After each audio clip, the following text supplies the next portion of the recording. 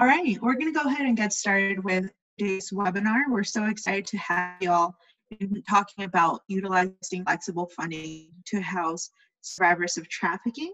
My name is Karen Romero. I am the Training Institute Director for Freedom Network USA.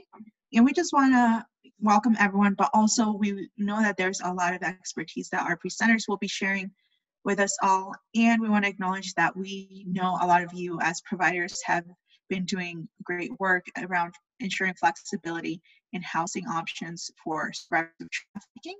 And so we do encourage you to add your sessions, your ideas, your resources and experience, as well as any questions that you may have in the chat box. And we'll go over the different tools, but please, we want to all learn together. So definitely feel, we encourage you to share as much as possible. Next slide. I'm going to go over a couple of tools that will help everyone connect with both the attendees and the panelists. And so first, we know that a lot of us are still working from home or from new environments. So we may have some new coworkers or partners that we share our space with. If you can't hear a presenter, just let us know in the chat box.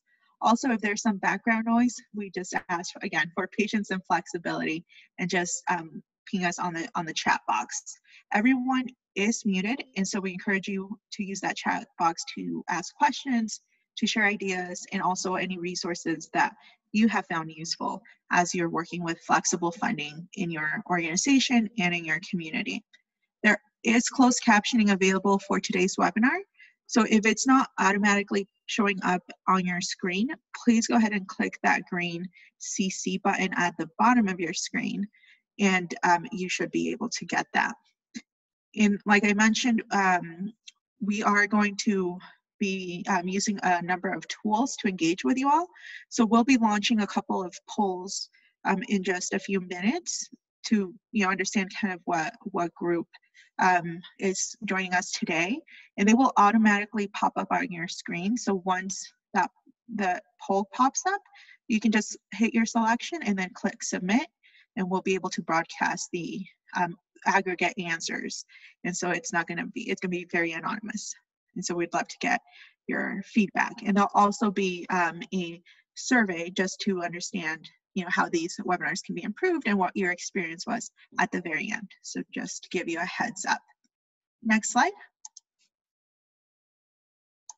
This webinar is being brought to you by the Freedom Network Training Institute, Housing Training and Technical Assistance Project.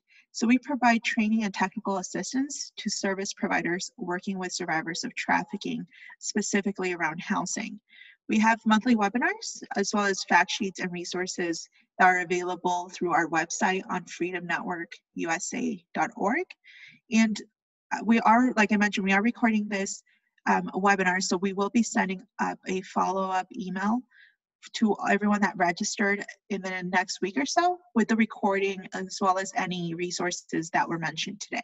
So you'll be able to have access to that, and definitely feel free to share with your colleagues. Next slide. Today we have the pleasure of hearing from Linda Olson and Megan Madamo. And just to give you all a little bit of background on them, Linda Olson is the Housing Project Director with the Washington State Coalition Against Domestic Violence. She coordinated the Domestic Violence Housing First pilot project, which tested housing stability strategies for survivors of domestic violence. This project has actually evolved into a 5-year demonstration and research project that focused on systems change and measuring long-term outcomes for survivors and their children. Linda has worked in the field of domestic violence for over 30 years, serving in the roles of shelter director and executive director at 2 domestic violence agencies. Megan Madamo founded Advocating Opportunity, a program that's based out of Toledo, Ohio, which is dedicated to advising and protecting trafficked and exploited persons. She founded this in 2011, and they were the first organization in Ohio to provide a holistic and comprehensive trauma-responsive legal services to all trafficked and exploited persons. As an executive director and staff attorney at Advocating Opportunity, she was able to provide direct legal services, advocacy for both minors and adults, males and females, domestic and international trafficking, survivors, and also provides technical consultation on trafficking cases, as well as advocating for policy and legislative initiatives regarding trafficking at the state, local, and federal level. So we're really excited to, again, have the expertise and the experience that Megan and Linda are bringing. Next slide. So for today's webinar, we really want to frame it out as learning about the model of flexible funding. This may be something that you as an organization or program are already doing as far as ensuring that we are meeting the needs, whatever those may be, in order to house a survivor. And so if you didn't know that this was a model, it is. And we're really excited to, again, learn from each other around how you all have been implementing. And if you're not currently doing this, hearing some ideas from the presenters on how you may begin to adapt some of those strategies to fit the needs of the individuals that you work with. And so we do want to frame out that today's presenters, they'll be talking about their experience with flexible funding outside of OVC human trafficking funding. We know that a lot of our attendees today may receive OVC human trafficking funding. So the specific you'll hear today are with funding outside of that. But we'll also touch base at the end on how you may be able to structure your funding, especially federal funding, whether it's through OVC or other programs, in order to be more flexible and meet those needs for survivors. So we want to go through kind of what those basics are around flexible funding, hear lessons that, especially from Linda, of what the domestic violence field has learned in utilizing flexible funding, and also explore the ways that the anti-trafficking programs and the field can utilize in order to implement flexible funding structures into their programs to house survivors. So we just want to get a sense of, your familiarity with flexible funding, so that way we have a sense of for you. We're going to go ahead and launch our first poll, and we just want to know how familiar you are with flexible funding as a model. And so you'll see it pop up on your screen. We'll just give it a couple minutes. Or if you could, there we go. Let's see. Okay, so we're going to give it a couple minutes, and we're going to share the poll results. So it seems like a few people have a lot of familiarity with flexible funding. There are, some in the middle, but the majority, it seems like, are not at all familiar with this. So this is great. So we're able to definitely and hopefully add some new information to your toolbox. Okay, we're going to go ahead and launch the next poll. And this is to keep in mind how you may implement funding with different funding streams. So you'll just let us know who your primary funding source is for your anti-trafficking program. That way, again, we can think through how you may be able to implement some of the philosophies or the values of flexible funding. Also through, additional funding sources that can support that funding.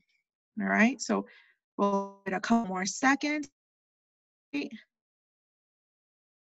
We'll go ahead and show you all the results.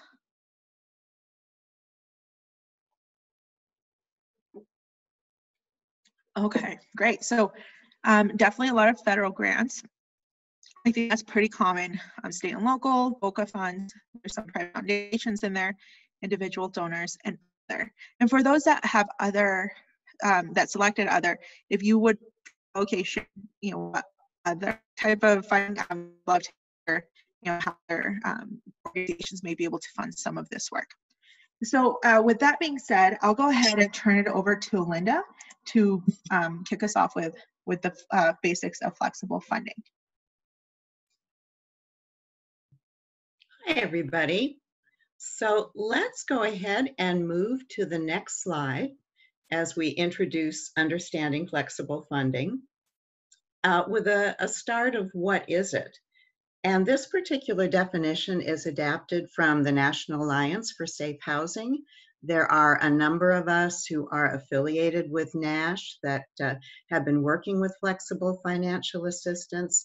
And as you can see, flexible funding is financial support provided to survivors. Whatever barrier, and I'm going to emphasize whatever barrier, exists between survivors and safe housing stability. Financial support can be provided in a number of ways, depending upon the survivor's need, as that survivor determines their need, and the parameters of the funding source and organizational policy. Next. So our philosophy in terms of where we start is that housing is a right. And this is a housing first foundation that people don't have to prove that they are worthy of being housed, but that it is a right for every single one of us. And we know that stable housing contributes to increased safety and healing. The questions that any organization needs to ask is, what do survivors that you see need and want in order to feel safe and stable? And the conversations internally are critical to have as you set this up and start thinking about it, is what kind of agency structure is necessary for funds to be requested or offered. And that takes a lot of communication among all of the different branches and individuals in your agency, large and small. Disbursement to be approved, how is that process going to go? And how do you get money into the hands of a survivor or a vendor? And finally, how do you document, which is really critical for your auditors. Next, please. So before I launch too far into this slide, I just want to do a little bit of our background at the Washington State Coalition Against Domestic Violence with flexible financial assistance. And we were fortunate enough 10 years ago to receive a nice investment from the Bill and Melinda Gates Foundation for coordinating a pilot project. 13 agencies also received money to participate in this. And the thing with each of those agencies, they each received $250 over a 3-year period, and half of that money had to be used for survivor assistance in whatever way the survivor defined as critical for their health, well-being, and housing stability. So these were the kind of the parameters that we started with. It's important to keep in mind what we did was document the great outcomes. DASH, which is an organization in Washington, D.C., also had a similar investment from a foundation that was a little bit smaller, but they did a study, longitudinal study for 6 months. So we've got documentation that this works. And we try and put that documentation into the hands of people who can use that with other funders. It was used very successfully in terms of influencing some changes at VOCA. The whole idea of trying to make flexible money, particularly related to housing relocation, was something that certainly has made a difference in how we're able to make it available. So for all of those who would echo what many of our initial participants in webinars and trainings said, well, we don't have a Gates Foundation. We don't have that sort of money available. Well, you know what has happened, not just with Gates, but with other initiatives across the country, there is documentation out there, and VOCA is just a great proof that this can be influential. And you've got very likely this particular resource as some flexible assistance in many ways. So just thinking about housing costs and move-in expenses, a few years ago it was eligible in VOCA to do housing relocation and transitional housing activities. So we have the list of housing costs that you can see that are eligible, the same with move-in expenses. It is helpful when you think about all of your grants, really, not just the potential to apply for VOCA if you don't already have that, but just all of your grants to look at what's allowable and look at those other and miscellaneous types of categories to see what you could include there as far as flexible assistance. Next. Something that has existed in VOCA is emergency financial assistance, and we found Washington State and California is just a leader in that this can be paired with housing relocation to have a DV housing first or a housing first sort of response to people who desperately need stable housing. So this is a list, sample list of emergency financial assistance that's eligible. And you can certainly look at the details. And I see a message from Kristen that is great to emphasize with the VOCA rule that was updated, and that each one of our states has a VOCA administrator, and there is a plan that is developed among the states. It took Washington a couple of years to actually incorporate this approach into our plan. California had it going right out of the gate. So this is just information that as you think about your VOCA administrators to have conversations with about the possibilities. So next. So eligibility under VOCA. First of all, someone needs to be the victim of a crime. They don't need to have reported that to police or to be engaged in the criminal justice system or necessarily proof other than that they are seeking services at some sort of a victim services agency. Is the cost connected to victimization? That's important. And is it related to immediate health and safety needs? And I've got a few notes here that I was asked to make sure I included. And the additional thing I think Kristen might have already mentioned in the chat box is that if you are using OVC human trafficking funding, you need to meet the definition of human trafficking when you look at this funding as a part of your response. Also, victims assistance, that is the VOCA administrator, that is the plan that really encompasses different victim services agencies across your state. Victims compensation is a slightly different pot of money where there are different agencies that will distribute compensation to individual applicants, and the eligibility for that is different. So I'm going to leave that one alone for the moment, and let's go to the next slide. So I'm going to expand into completely flexible funding. And while it's wonderful to have some core things that might be covered, it is even better if it is just wide open. And this goes with the private and corporate foundations. Things like the Bill and Melinda Gates Foundation. There are a number of other foundations that we have in Washington State that are very enthused about funding this initiative. Service groups, having the relationships with your Rotaries and Kiwanis and other service groups in your community, perhaps labor-associated service groups. All of those are potential partners for flexible financial assistance. And then, of course, donor appeals. As we've watched our agencies get very enthused about flexible financial assistance and the need to make it completely flexible without necessarily having to worry that that something that sounds plausible might not be accepted by the donor, they've included that in their donor appeals.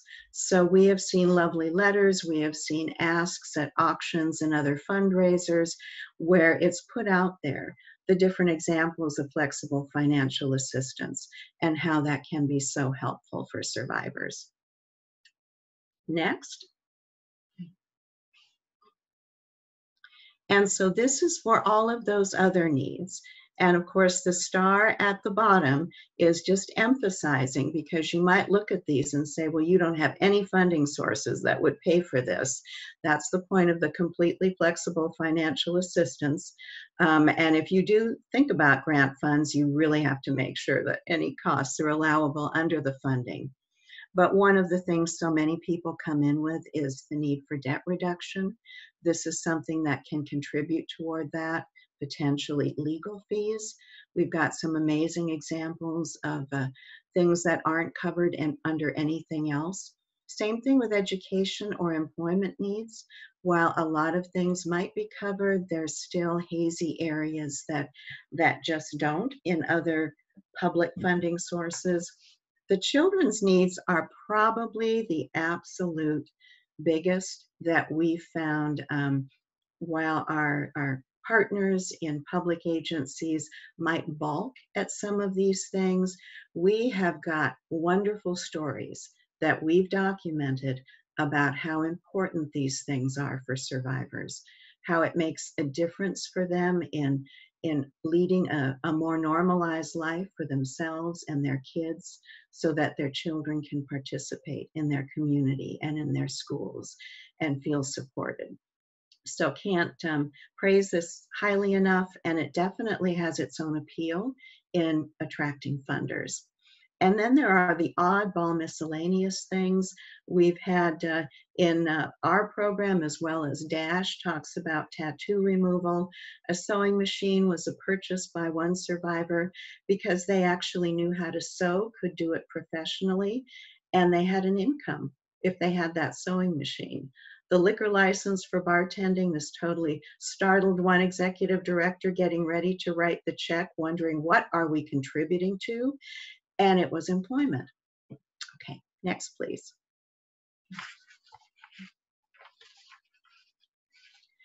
So what we've learned, and these particular lessons that I am, going over or reviewing now, next slide, is coming from our demonstration project. After the pilot project was completed, after 5 years, we were invited to participate to do a demonstration and research project. And so we've just wrapped that up in terms of the demonstration part, and another 3-year round of flexible financial assistance to 8 agencies that came through us instead of from the Gates Foundation.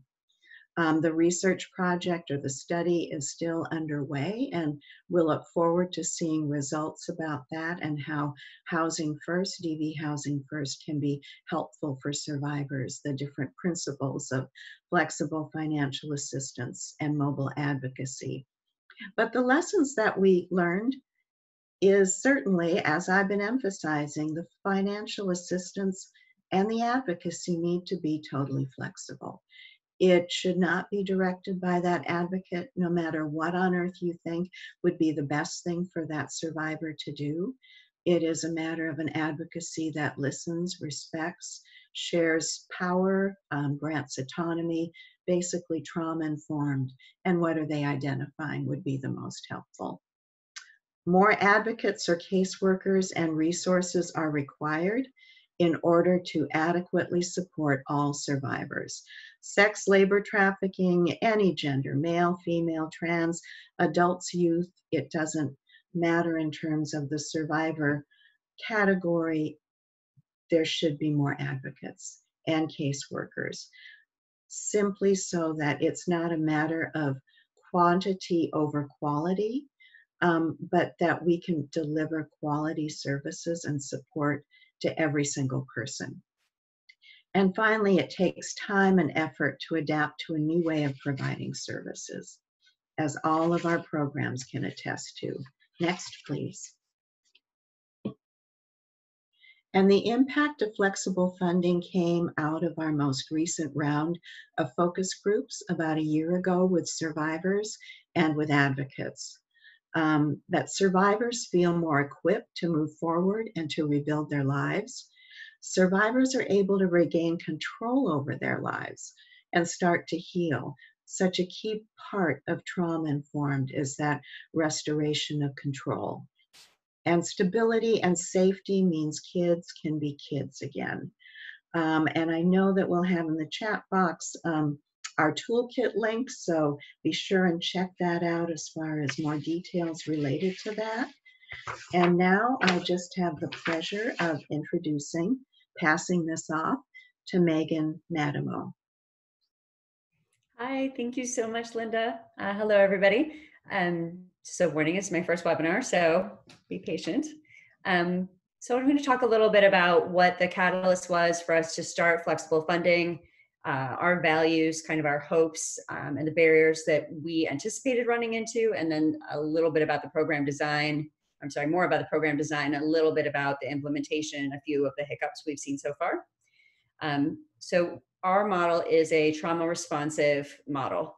We are resilience based. We try to place a lot of trust in our clients, and kind of our main catchphrase that we've been trying to do a lot lately is providing dignity for clients, also giving clients the opportunity to use their voice, make a choice, and have control. So all of our case planning, everything we do is client led, and there's a couple of reasons for that. It's not just resiliency based, also we are lawyers. So if you're familiar with us, we are a nonprofit law firm, and we have embedded within our firm client advocates who work with our clients and work directly under the attorney. So for some of you who have social services and legal maybe in your programs, you may do some waivers back and forth between those two departments, and our structure is a bit different. So we have a lot more open communication because our advocates work directly underneath our attorneys. So we don't need to do those types of waivers. So just that might be a consideration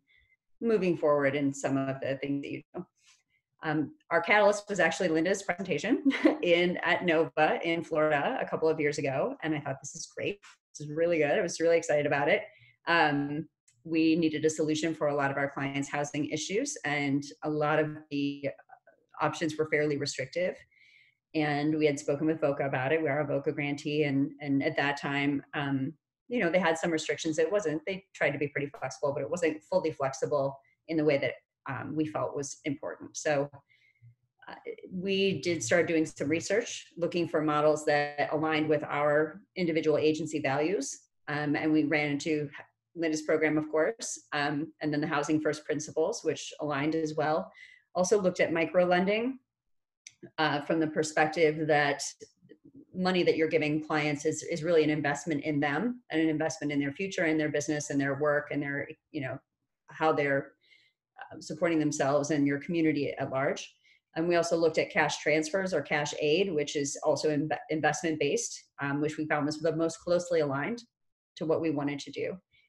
Some of our hopes, our main hope or goal for this was that we provide barrier-free assistance to clients. Like, if you tell us that what you need is money for rent or money for something to fix your car so you can get to work, that's what we wanted to try to do. So we anticipated running into a few issues.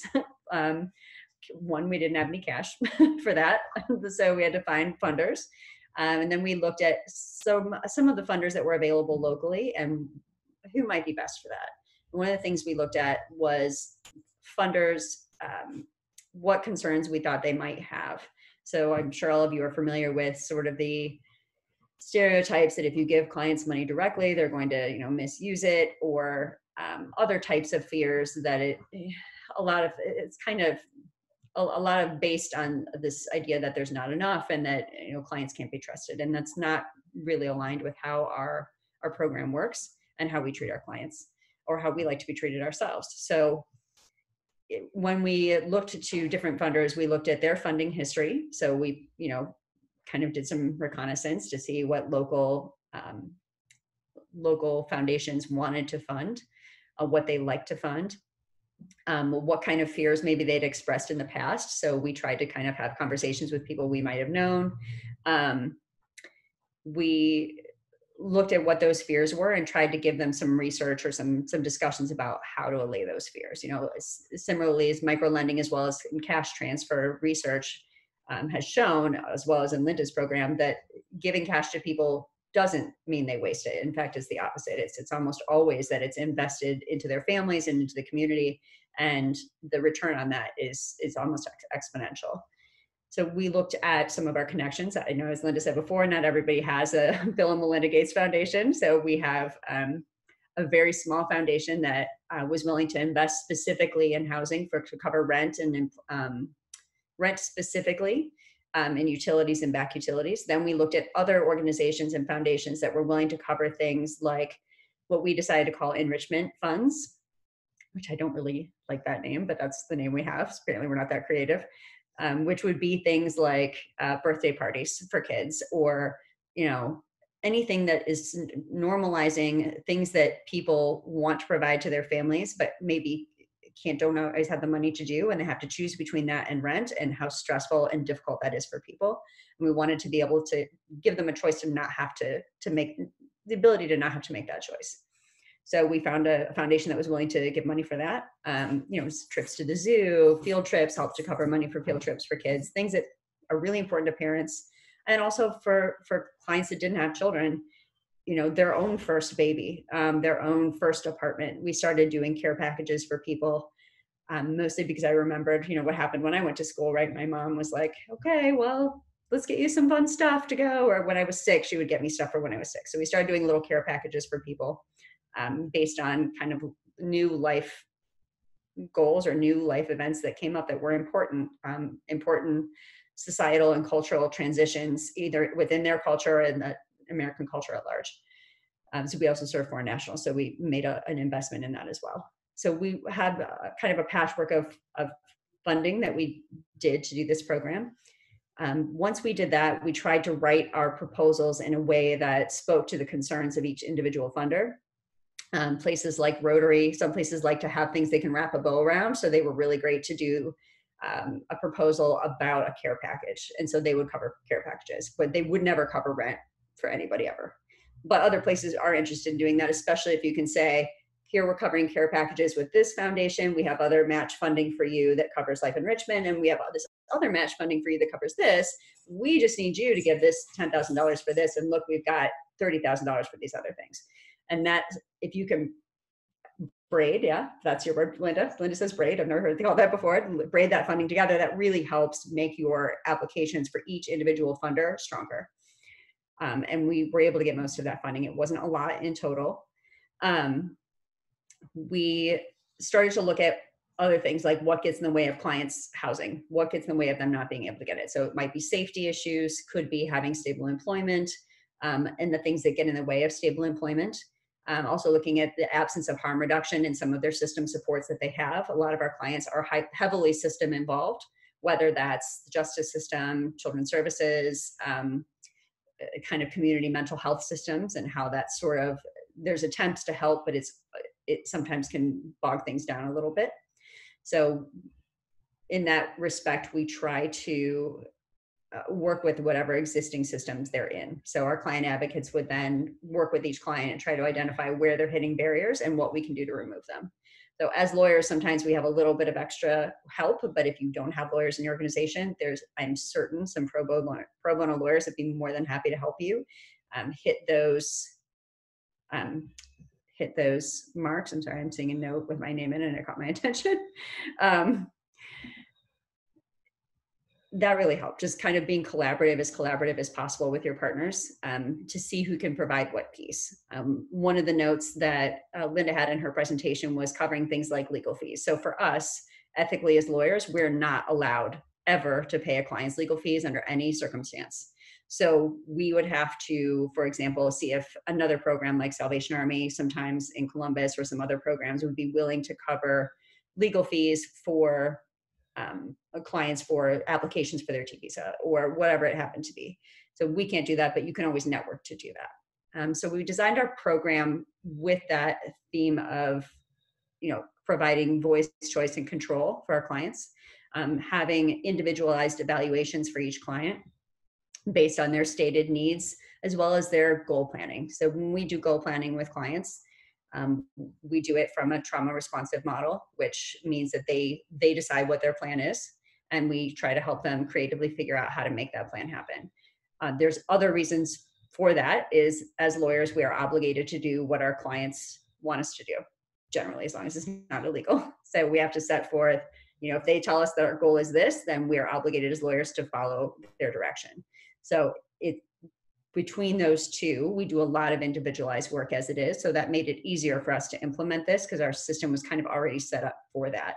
If your structure is not set up that way, there's additional steps that you would need to do just to shift it just a little bit to that model.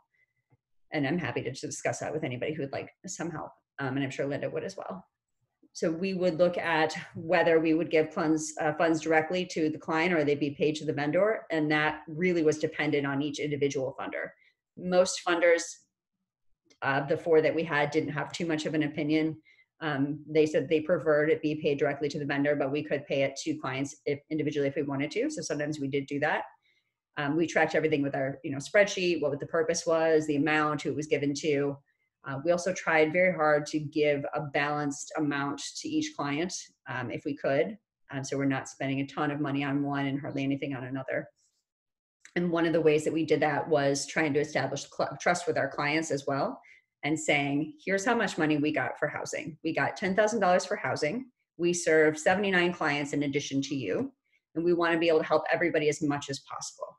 So when you are asking for how much you need, you tell us how much you need, and then you decide whether you need all of that right now, if you only want maybe some of it, because we want that money to be available not just for everyone else, but also for you if you run into a problem down the line sometime in the next year, because we have a limited amount of funding. And they seem to really appreciate that we were open with them about how much funding was available.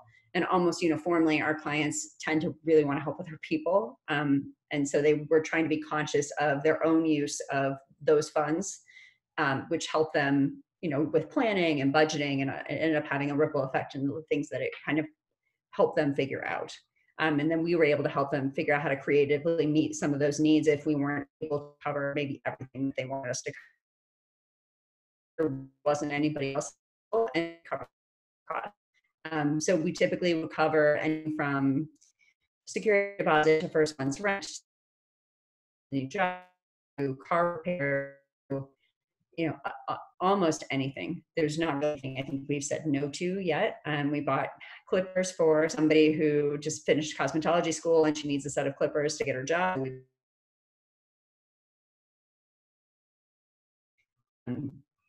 Some of the barriers that we've run into in implementation is our staff is excellent, but sometimes we run into kind of old habits. The way we run it is a little different than the way some people have been trained. And so occasionally we would have advocates who would say, well, I really want them to learn how to advocate for themselves or do this or X, Y, or Z. And so we would have a staff meeting in that case. And we have a relatively small staff. We have about 5 people in Toledo office and 4 people in the Columbus office. So it's pretty small. The Columbus office is just starting to implement this funding with a recent gift, and the Toledo office has been doing it for about a year. So we would meet and discuss, is this, or what we are asking this, what we would like to ask this client to do, is this a barrier that we're putting up, or is this something that is in line with what the client wants to achieve? So for example, we had a client who wanted us to find housing for them. Like, you look, you go find it. I can't do it. I just don't know what to do. You go find it. And we were like, can't really do that for you. Here, we're going to have a meeting. We'll figure out what we can do. And so we had a meeting together and we tried to discuss, go back to what our client had planned for themselves. What did this person want to achieve? In the short and long term, we do short-term timelines and long-term timelines with people if they have capacity to do that. And what this client wanted to do was to learn how to do everything independently and do things on her own so that she didn't have to depend on anyone else. And this really wasn't in line with what her goals were. So we tried to figure out what her barriers were. Where is this coming from? Because this wasn't how she usually responded to challenges. Usually she would try and do it herself instead of asking us to do it. So it was nice so that she trusted us to find her a nice place to live, but she's the one that has to live there. So we did a lot of what for lawyers is called issue spotting.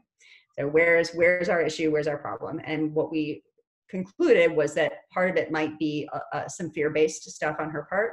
She had lived in one neighborhood her entire life. She'd never really been anyplace else. She had left school very early, I think in the 6th grade. So she felt like she didn't have an education. She really struggled with her self-worth and what she deserved in her mind or didn't deserve. and just sort of inexperienced. She was young. She was 18 or 19 at that point, and she probably didn't know how to look for a house or an apartment. So we discussed that. We agreed to come back to her and say, here's what your goals are. Here's how we think what you want to do isn't helpful to getting you to your goal. Here's what we think would be helpful. And then ask some deeper questions for her about what did she think would happen if she had to do this by herself? What did she think would be the issue? And kind of explored that with her. And what she ended up saying was that she felt like she didn't deserve to be in a different neighborhood. She wasn't good enough. Everybody would know she was from somewhere else. And, you know, how could she sustain it? She just didn't, there's a lot of fear around it. So we proposed doing it with her and having her look at those different neighborhoods and different options. A lot of times we would say, well, what about this neighborhood? And she'd say, oh no, I could never live there. And we'd say, okay, well, tell me about that. Tell me why. And we eventually worked through and got her into a neighborhood that she actually really liked and is doing really well in. So it's just a little bit different with everybody. So instead of just saying, no, we're not going to do that until you do X, Y, Z, we tried to work through it and let her decide, you know, does she really just need us to do more of the heavy lifting right now? And can she maybe observe with us, or can she take the lead and we just sit with her? And it ended up being the latter. So that went really well. But we also had another client recently whose boyfriend was over at 3 o'clock in the morning and kicked the door into her apartment building. And now we have to figure out, like, she left her apartment, she broke her lease, which means she loses the security deposit. One of our agreements is that the security deposit goes with you. If we pay it, it goes back to you, because that's how you pay the security deposit on your next apartment. That should never go back to us, we thought. So that goes to her. And so now she's lost her security deposit and she may have lost her Section 8 housing. So now we have to work with her on how are we going to help her in the future? What's helpful, what's not, and kind of letting her learn that lesson a little bit as well. So we have to have a meeting about that, but we haven't yet. So that's kind of an example of where things have gone a little haywire sometimes. Sometimes we also have legal advice. Actually, almost always we have legal advice. So when we get clients who are starting with a lease, for example, if they're younger, they've never had a lease maybe, or they just, you know, because they've been victimized for an extended period of time, have never had a lease, or they've just never been the person who's on it. We'll go through and say, here, we'll go through the lease itself. Here's what the lease says legally. Here's what that means. Here's what this jargon means to you. Here's what happens if you break the lease. Here's how we can help you. Here are the things if you do that it's going to be almost impossible for us to help you, so that they have an idea of what's happening. So setting expectations is really important. And again, being open with them, saying, you know, we were happy to help you with these things. We don't have enough funding to do everything that you need. Here's what we can do. Kind of a yes when, or yes and because. And we found that that really helped them feel like they had a lot of choice and control. And it wasn't like, these people aren't helping me and they have all this money. And it really seemed to open things up for them. And they were able to kind of work on their own issues and their own concerns and work towards their goals in the way that they wanted to work on them. So hopefully that helps just a little bit. You know, there's different opportunities around. I think the more people who start applying for this type of funding around the country, the more likely funders are going to support it. It's nice because you can always say, look, VOCA or OVC or whatever supports the cost of, you know, your service provider, right? It supports the person who comes and does all this work with them. And we need you to help us support this material assistance. And there's a decent amount of research that shows that that's helpful. And just sort of learning to develop those relationships with funders, which I'm relatively new to. So when somebody said that to me in a webinar, I would be like, how do we even do that? And I just kind of have to dive in and figure it out, try and find a mentor who knows what they're doing. Really helps as well. But I think the more funders see other funders giving grants that support things like flexible funding for housing, the stability that it really creates. Our clients, we measure their stability and their resilience, and we just got our first year's data. And our clients in the Toledo office, their resiliency or stability increased 109% from when they first started with us. And they simultaneously decreased their risk factor for re-victimization by 75%. And one of those factors is doing resilience-based interventions like flexible housing that give people voice, choice, and control in their own life. that's it. I think I'll pass it for questions now. I don't know if I went short. Oh, I might have gone a little short. I don't know. That is perfect. Thank you so much, Megan. Okay. Let's go ahead and move forward, and I'm just going to cover a couple of things around OVC awards. And so one thing that we just want to be mindful of, especially those who have OVC human trafficking awards, or if you have any other federal award, we just want to make sure that we clarify that, as it has been mentioned, both Linda and Megan were able to find private donors or foundations to fund that work. We know that flexible funding can be adapted or utilized through your federal funds, but we just want to be very clear on what that could look like under your award, just so you're still, meeting those award criteria. And so for OVC human trafficking awards, for the survivor to be eligible, they must be meet the federal definition on human trafficking. And also, as you think about, potentially implementing some flexible funding models with OVC funds, which is possible, we just want you to remember that the costs that are charged to your grant, they need to be allowable, and also they should be written into your grant. So in the case that they, maybe now you're hearing about this model, you think it's something exciting, and you're seeing the need also with the survivors. If you have not written certain areas or cost into your grant, you can always contact your grant monitor and submit a grant adjustment based on what your program needs are, and also the needs of the survivor. And so, as you'll see, some of the costs that can be charged under your OVC human trafficking grant, it's going to depend on your solicitation, but it may be something around like rental assistance, transportation, household furnishing, childcare costs, etc. But we definitely want you to be able to connect back with your solicitation to see what was outlined there. And also, if it's not something that you currently have written into your budget, maybe consider talking to your grant monitor and see what opportunities may be there in order to best meet the needs of survivors.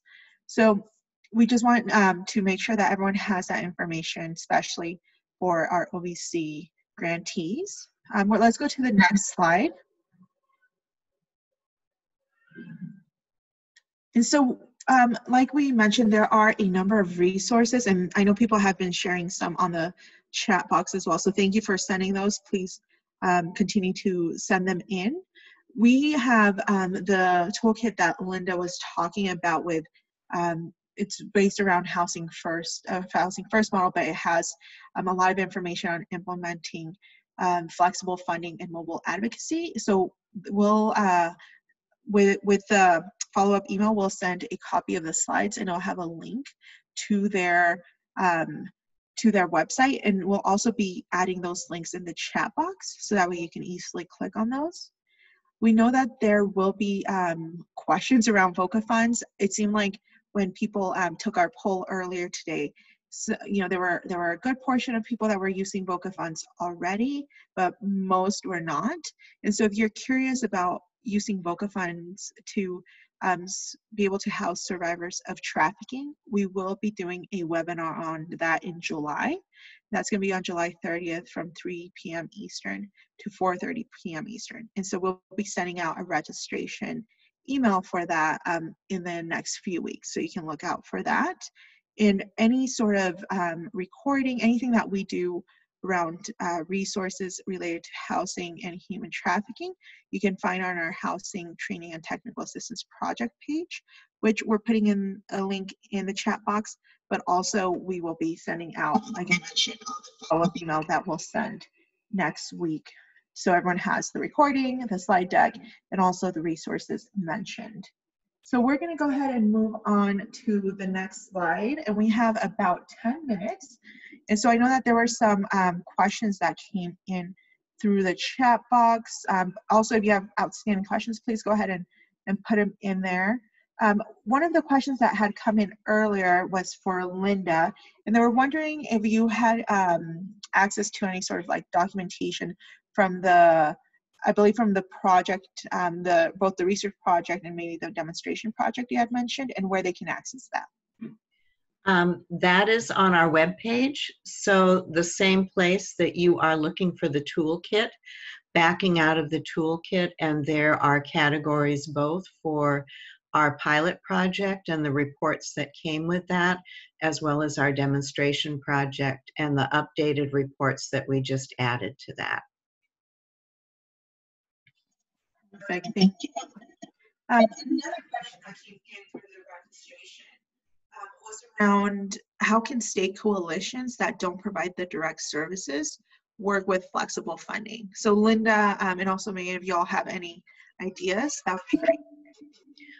Well, since WSCDF started out with grants that included flexible financial assistance, we've been able to pass those through. And what happens for funders frequently, if they'd like to do larger investments that they want to have spread around, and that they also want to make sure there's training and technical assistance, they will grant us with money so that we can match whatever their grant is to different agencies and support the agencies in the work that they're doing to set it up.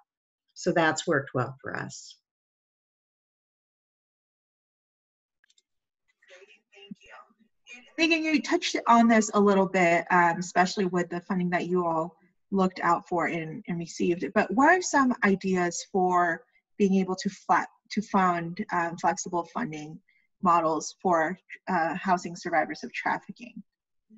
So yeah, of course. I also noticed 2 questions in the chat box that I can answer that might be helpful. Jonathan had a question about foreign national survivors. The funding that we have for flexible housing is it's not conditioned on whether they're U.S. citizens or not. So the funding that we get primarily is VOCA funding at the moment, which we're trying to change.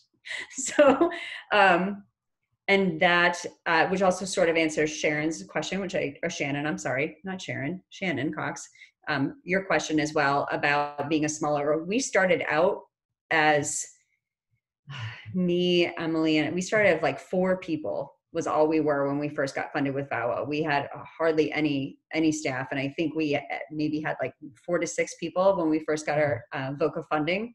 And we also have survivors who are previously incarcerated, absolutely, who have records, all kinds of issues, incarcerated as juveniles and incarcerated as adults. And what we focused on when we wrote our grants for those is their status as legal status as a victim. Not with that, I don't intend to say that, that they're victims. Usually when I use the word victim, I'm talking about it as a term of art in a specific setting. So because those serve victims of crime, we emphasize their victimization. And then there's limits as to what you can do and can't do. So you can't do criminal defense. So then we usually partner with somebody to do that. Or there's other types of things that you can't do. But I'm happy to talk to you about that if that helps. Or my experience, they did it by myself mostly. I mean, I had help, but it was mostly just me that did the funding and the applications in the beginning. And so it did feel like we were never going to get funding, but then we did. And so maybe I can help you troubleshoot what that is if you want to message me. That's fine. With foreign nationals also, we really haven't had too many issues with that. The VOCA funding that we use is really, this is the first year that we've had it. The last couple of years, we just didn't have room in the budget caps to do it, and we needed to fund personnel. And so it's for like really emergency stuff. Like, I just left my trafficker, or I just left my partner who's abusive, and I need a hotel room, and we get a hotel room for 2 weeks for them because it's so restrictive. The nice thing about that, if you have it, is that at least it means you don't have to use that private funding for long-term stuff. It helps buffer it a little bit. With foreign nationals, long-term funding, you can also look at TBAP if you've got that available. We have limitations with TBAP where we can't sign their agreement for some technical reasons, lawyer reasons, that we can't do it. And they will provide short-term rental assistance, But a lot of that, as Jonathan is noting at the moment, really has to do with being able to address some of those other issues, like English as a second language, trying to figure out where they are without status. The funding that we have now, most of our clients who have issues with paying rent are people who are without status and are unable to get work, particularly impacted by COVID-19, where they had jobs before that people would be willing to employ them as undocumented. But now that COVID-19 has hit and so many places have closed, they're really, yes, Shannon, I will. They're really stuck. And so a lot of our funding has been going to helping those families altogether. So a lot of it is how you write your grant. And we've never really had an issue with grantors saying, oh, you can't help someone who's undocumented, or you can't help somebody in the long term. If people need long-term assistance, we do that. As long as we have the funding available for it, there's really no reason for us to say no to any of those things. But a lot of it is how you write your grant. And I don't remember the original question. I'm sorry. What other sources?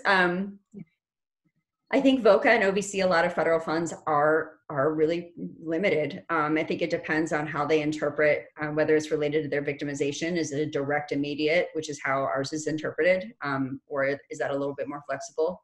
Yep, and Kristen is noting with TBAP, there's some other caveats and how those funds work together. We didn't have TBAP, so we would use our partners who did have TBAP to provide those first 9 months of assistance if we could. I'm sure if that helps answer the question. Great. And I believe, Megan, you're going to put your email in there. So that, yes, perfect. And so one more question that I'll start off with Linda is, how did you determine when to stop providing assistance? And so for those programs that are thinking about how they balance promoting the self-sufficiency of survivors and also potentially the amount of resources available. That was often a challenge. And what I learned from advocates was even that was survivor driven, that survivors frequently, and Megan's referred to that, when they know there's a certain amount of funding available, they want to make sure that other people have plenty of access to that also. So if anything, they experience survivors really minimizing the amount that they might need. Those that asked for more, there was always that conversation of again, how are you going to sustain this, and how can we help support you with that? Because this money won't go on forever if it's helping them with rental assistance. I think the other big thing for us always to keep in mind is that while we might walk away from a household, from a survivor, and feel that they are on their feet and they think they're on their feet, one of my favorite terms, maybe I shouldn't use it here, but I will anyway, is that life can go to hell in a handbasket. And so it was not uncommon a few months, maybe even a couple of years down the road for a survivor to be in a situation that, because of health, because of COVID-19, because of whatever is happening in their lives, they are, again, in need of support. And our agencies always try and keep their doors open to that. Wonderful. Thank you so much, Linda. We're about out of time, but Megan has shared her contact information, and also we'll include on our follow-up email that we'll send next week. Linda, if you feel comfortable, feel free. No pressure. We can also send it next week if that's all right. And one thing that we know came up, yes, Megan. Sorry, I didn't know what else to do but raise my hand. I don't have a raise hand button. I just wanted to also note that just because we do first month's rent and security deposit, in our experience so far, that is what our clients have needed, but it is by no means meant to be a one-time short-term intervention. We've structured the program so that it can be long-term and in multiple interventions, multiple times over the period of time that we have that grant. Just that our grant is only about $10,000. So you can only make $10,000 go so far.